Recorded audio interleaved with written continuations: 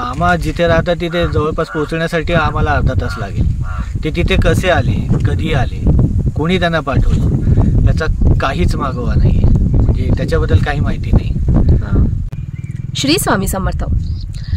जेव्हा आपण संकटात असतो आणि आपल्या हातात परिस्थिती नसते तेव्हा आपल्याला देव आठवतो, आपण देवाचा धावा करतो, आपण स्वामींचं नामस्मरण सुरू करतो आणि त्या परिस्थितीत आपल्याला देव तारून नेतो।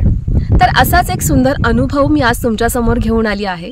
तर आज आपण आहोत गंगापूर खुर्द, तालुका आंबेगाव आणि जिल्हा पुणे। तर चला वेळ वाया न घालवता आपण त्या अनुभव ऐकूया स्वामींचा।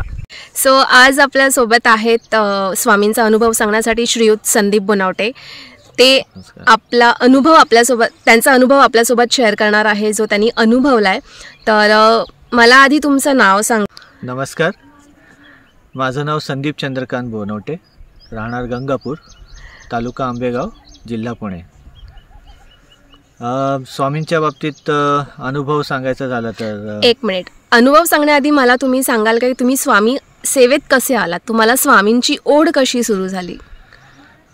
स्वामींची ओढ साधारणतः माझ्या पत्नीमुळे म्हटलं तर वावगं ठरणार नाही। ती स्वामी सेवेमध्येच आलेली आहे पहिल्यापासूनच आणि तिच्यामुळे तिची भक्ती पाहून, तिची स्वामी सेवा पाहून आम्ही सगळेच घरामध्ये ह्या गोष्टीसाठी ओढले गेलो, तुम्ही तसं म्हणू शकता म्हणजे। आणि ती गोष्ट पाहून असं म्हणतात ना, सत्संग केला तर कुठेतरी तुमच्याकडे चांगल्या गोष्टींची ओढ निर्माण होते। तोच प्रकार माझ्याबरोबरही झाला। आयुष्यात कधी मी देवपूजासुद्धा केली नव्हती, पण ही स्वामी सेवा बघून माझ्या पत्नीची ती कुठेतरी मनामध्ये माझ्याही ती इच्छा निर्माण झाली आणि मी स्वामी सेवेत आलो। चालेल, आपण तुमचा अनुभव तुम्ही शेअर करा, कसं झालं, काय प्रसंग होता आणि कसं त्या प्रसंगातनं तुम्ही बाहेर पडलात, मला डिटेलमध्ये सुरुवातीपासून सांगा। ओके, असे अनुभव तर आहेत बरेच, पण आता रिसेंटली झालेला अनुभव मी तुमच्याबरोबर शेअर करतो। हे क्षेत्र आमचं शेतीचं क्षेत्र आहे, इथे मी शेती करतो आणि उन्हाळ्याच्या वेळेला आम्हाला इथे बांधावरचं गवत आणि तण हे सगळं काढावं लागतं।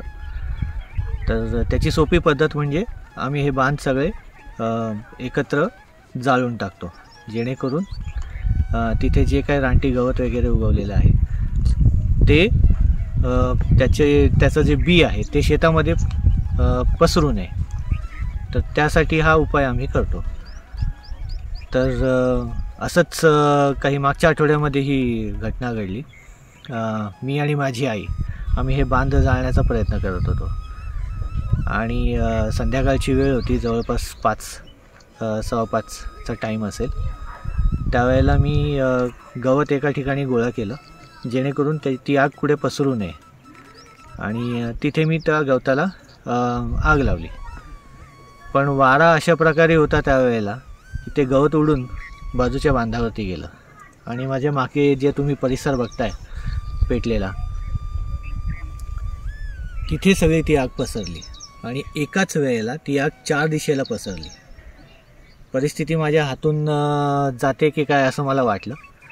मी झटापट आग विझवण्यासाठी थोडी धावपळ केली। आग विझवण्यासाठी बेसिकली आपण पाला वगैरे घेतो झाडाचा, फांदी तोडून वगैरे, आणि त्या आगीला जोडून शांत करण्याचा प्रयत्न करतो। परंतु ही आग 4 दिशेला पसरली होती।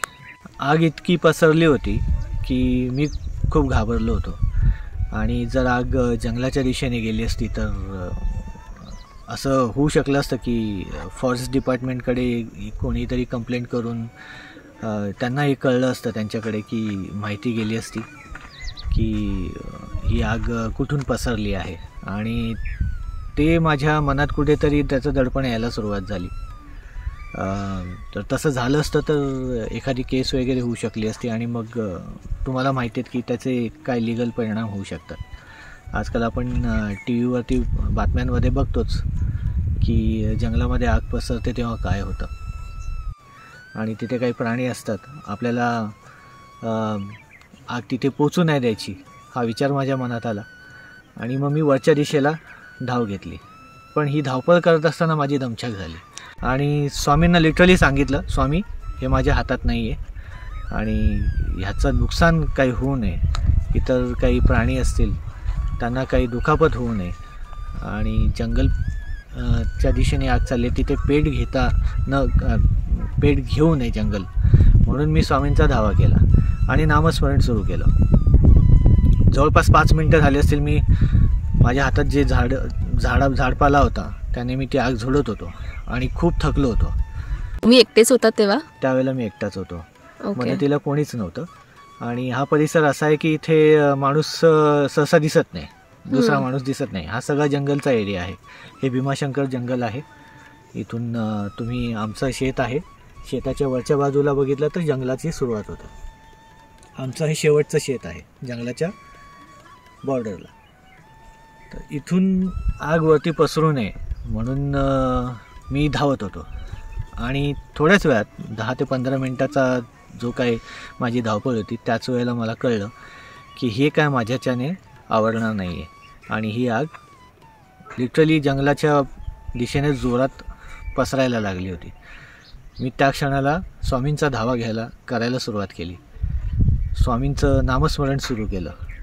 मी स्वामींचा कंटिन्युअसली धावा करत होतो आणि त्यांना सांगत होतो की ही आग थांबवा, कोणाला तरी माझ्या मदतीला पाठवा, कारण माझ्याच्याने काही हे आवडत नाही आहे.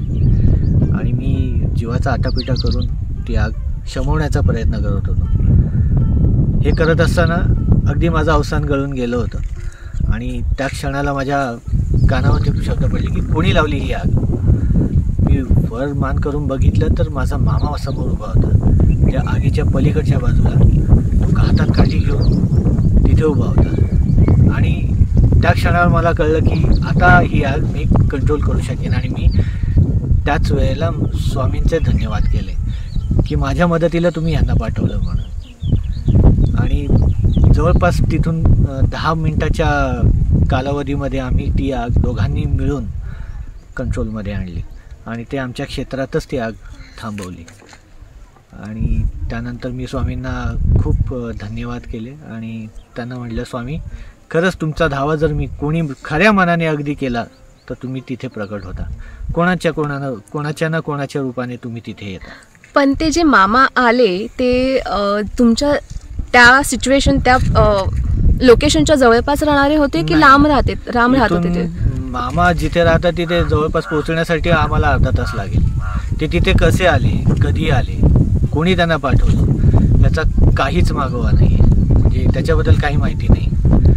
ते कसे काय आले मलाही माहीत नाही. त्यांनी मला फक्त सांगितलं की मी ज्यांना विचारलं या बाबतीत तू इथे कसं काय आला म्हणून, त्यांनी सांगितलं की मला तुझ्याकडे यायचं होतं, असं मनामध्ये वाटलं की जाऊन एक फेरी मारावी तुझ्याकडे आणि म्हणून मी तुझ्याकडे आलो. हा तो प्रसंग आहे. बऱ्याचदा संकटामध्ये जेव्हा आपल्याला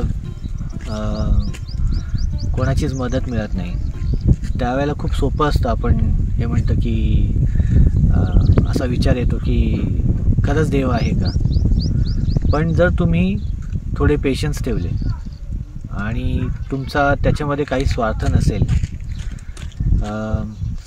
सच्चेपणाने अगदी मनापासून जर तुम्ही देवाला हाक मारली तर हे माझ्या अनुभवामुळे मी तुम्हाला सांगतोय की तुम्हाला मदत मिळाल्याशिवाय राहत नाही. स्वामी कधीच तुमचा हात सोडत नाहीत. त्यावेळेला त्या क्षणाला माझ्या मनामध्ये असा विचार चालू होता की ही आग जंगलापर्यंत पोहोचता कामा नये, कारण तिथे खूप प्राणी आहेत. तो फक्त माझा विचार नव्हता, हा चूक माझ्या हातून घडली हे मी सांगू शकतो. तिथे त्यावेळेला मी जर आणखी 1-2 माणसं कुठेतरी जाऊन जमा करून जर हा प्रयत्न केला असता तर त्यावेळेला ते पसरलंही नसतं. थोडी मी काळजी घेतलीही होती, पण परिस्थिती तुमच्या म्हणण्यानुसार चालत नाही, राईट. सो त्यावेळेला माझ्याकडून ती चुकी झाली. पण मी ज्या वेळेला धावा केला स्वामींचा आणि त्यांना सांगितलं माझी मदत करा, त्यांनी माझ्या मामाला माझ्यासमोर पाठवलं. अगदी मनापासून मी त्यांना सांगितलं होतं की ह्याचं नुकसान कोणाला होऊ नये, जंगलापर्यंत ती आग पसरू नये, त्यासाठी माझी मदत करा. आणि मला मदत मिळाली. सो देवावरती श्रद्धा सच्चेपणामुळे जर तुम्ही करत असाल तर तुम्ही कधीच एकटे नसता. देव नेहमी तुमची मदत करतो. स्वामींचा हा अनुभव मी तुमच्यापर्यंत आणतोय कारण त्यांच्यावरती ती श्रद्धा माझी आहे आणि ह्या माझ्या श्रद्धेचा एक अनुभव तुमच्याकडे शेअर करावा म्हणून मी हे सांगत होतो. स्वामींवरचा विश्वास उठून देऊ नका. स्वामी मदतीला येतात. कोणाच्या रूपामध्ये स्वामी आपल्याला संकटातनं बाहेर काढतात, हे मात्र खरं आहे. त्यामुळे खचून जाऊ नका. प्रत्येकाच्या आयुष्यात प्रॉब्लेम्स असतातच. ते आपले कर्म असतात, जे आपले वाईट कर्म असतात, त्यामुळे ते अडचणी आपल्या आयुष्यात येतात. आणि स्वामी हे असे आहेत आपल्या आयुष्यात, स्वामी आई असे आहेत की जे आपल्याला आपले जे वाईट कर्म आहेत ना त्याच्यातनं बाहेर काढत असतात. त्यामुळे स्वामी सेवा करत राहा, मध्ये खचून जाऊ नका आणि स्वामींचा हात कधी सोडू नका. सो ह्यांच्या अनुभवाबद्दल म्हणायचं झालं की खूप सुंदर अनुभव होता. लिटरली ऐकताना अंगावर काटा आला. आणि खरंच ही सिच्युएशन कोणासोबत होऊ नये. स्वामी तर आपल्यासोबत असतातच, पण तुमचे खूप खूप आभार. तुम्ही आम्हाला वेळ दिला आणि तुमचा जो एवढा सुंदर अनुभव होता आमच्या सगळ्यांसोबत शेअर केला, त्यासाठी खूप खूप धन्यवाद. आणि तुम्हाला सगळ्यांना सुद्धा जर व्हिडिओ आवडला असेल, ह्यांचा अनुभव आवडला असेल तर नक्की लाईक करा, कमेंट करा श्री स्वामी समर्थ. आणि नक्कीच जर नवीन असाल तर सबस्क्राईब करायला विसरू नका. धन्यवाद.